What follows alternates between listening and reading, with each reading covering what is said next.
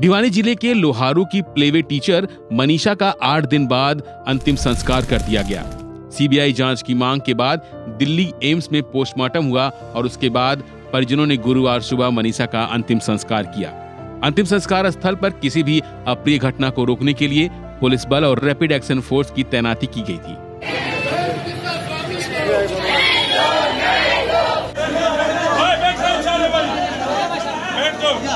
शव यात्रा के मार्ग को साफ करने के लिए बाकायदा जेसीबी मशीनों का इस्तेमाल किया गया। इस दौरान प्रशासन की तरफ से कई वरिष्ठ अधिकारी भी मौजूद रहे। इस मौके पर लोहारू एसडीएम मनोज कुमार दलाल ने कहा कि मनीषा का अंतिम संस्कार आज पूरा हो गया और अब सीबीआई दोषियों के खिलाफ कार्रवाई करेगी। वहीं परिवार की इच्छा के बारे में बताते हुए एसडीएम ने कहा कि परिवार लगातार बेटी के लिए इंसाफ की मांग करता रहा। मनीषा की मृत्यु के मामले में इसमें ताज़ा अपडेट तो ये है कि हमने उनको आज अश्रुपूर्ण विदाई दे दी है। उनका अंतिम संस्कार हजारों लोगों की भीड़ में कर दिया गया है, सभी के साथ ही संवेदनाओं के साथ। परिवार और जन भावना ये थी कि सीबीआई जांच और एम्स की जो पोस्टमार्टम है वहाँ होना चाहिए, और वो होने के बाद परिवार ने कल शाम को धरने पर ये सभी से प्रार्थना की थी, और हम भी लगातार प्रशासन की तरफ से प्रार्थना कर ही रहे थे सभी से, तो वो स्वीकार कर लिया गया है। और आज सुबह 8 बजे हजारों लोगों के साथ प्रशासन की मौजूदगी में बहुत शांतिपूर्ण तरीके से उस बहन को विदाई दे दी गई है।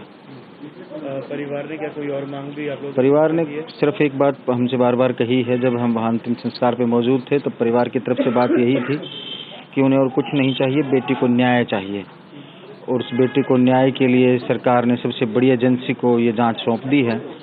और हम उम्मीद करेंगे कि जो छोटी मोटी किसी तरह की कोई चूक होगी तो उस चूक को ठीक करने का काम सीबीआई करेगी, और जो भी तथ्य रहेंगे उनको सबके बीच में लाया जाएगा।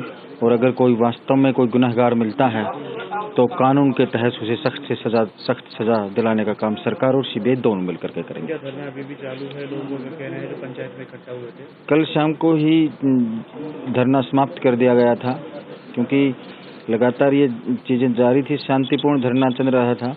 और अंत में जब ये बात पहुंची सरकार प्रशासन की तरफ से या पुलिस की तरफ से या डॉक्टर्स की तरफ से, जो ऑब्जर्वेशंस थे वो स्वीकार्य नहीं हो पाए थे परिवार को और लोगों को, यहाँ के क्षेत्र के लोगों को, तो ये मांग की गई थी कि एम्स में ही पोस्टमार्टम होना चाहिए और सीबीआई को ये जांच सौंपी जानी चाहिए। तो दोनों स्वीकार होने के बाद कल शाम को ये धरना बहुत शांतिपूर्ण तरीके से समाप्त हो गया था। जिस तरह से एक बेटी की मौत हुई उसे देखकर हर कोई हैरान है, और अब सबको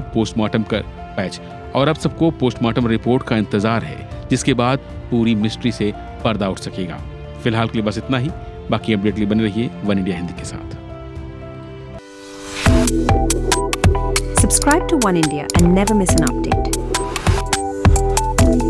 Download the One India app now.